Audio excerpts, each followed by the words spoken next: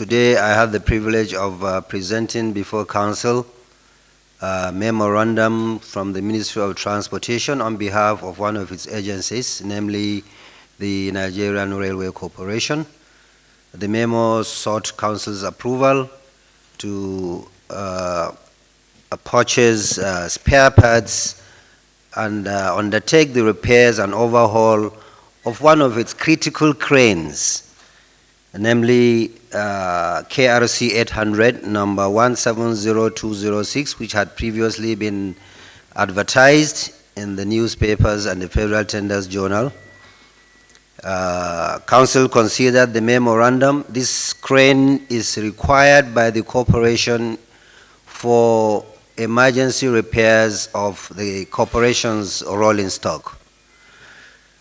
It has broken down and therefore needed to be fixed. It has gone through all the due process of tender award, after which Council considered and approved that the contract be awarded to Messrs. VPAN Global Investment Resources Limited, who are in partnership with the original equipment manufacturers in Germany, in the total sum of 1,491,065,722 naira 72 kobo, inclusive of 7.5% VAT, with a completion period of 12 months. Ladies and gentlemen of the press, I have said in the past that it is better to save the life of one Nigerian.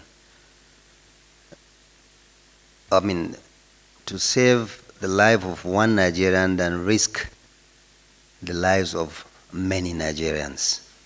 There are two core matters at the heart of the resumption of the Abuja-Kaduna rail services.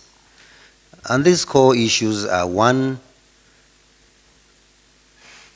families are traumatized over their loved ones that are still in captivity. Two, we need to have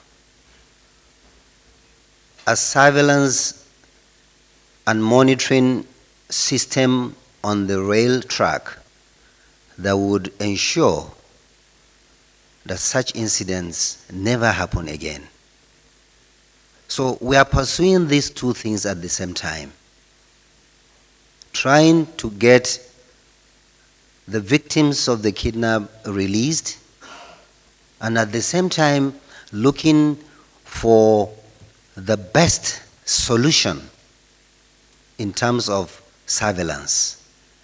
We are looking at so many options.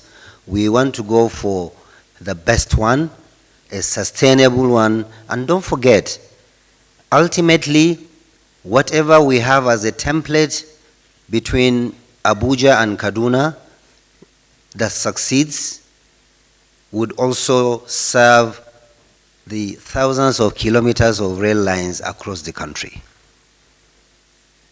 I think this is as much as I would say.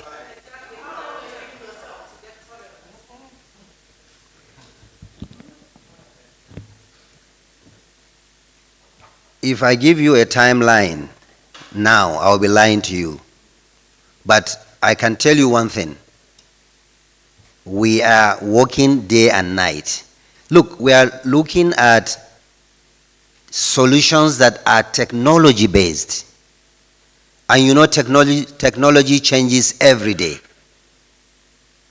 At the same time, don't forget, for goodness sake, wouldn't it be insensitive of us to resume these services, even if security surveillance was in place, as long as some members, some citizens of this country spend days and nights weeping over their loved ones that are held in the bush. There is a system, there's a solution that the Kano State government has employed for the Felgore forest, sanctioned by the DSS. We are looking at that. We are also mindful of cost. Now, if, for example, you're going to spend between 3 and 9 billion naira just to provide surveillance and monitoring system along the Abuja-Kaduna rail line alone. How much is government going to spend for the entire country? So we are also looking at options, PPP options, for example. For example, there are companies, notable companies that have solved this thing outside this jurisdiction, where we give them the right of way, they put the infrastructure and the personnel, and then we pay as you go, which is a more attractive option for me. And we are looking at it. I think in the direct answer to your question, maybe in another 1 month we should be back to you with a solution. Thank you.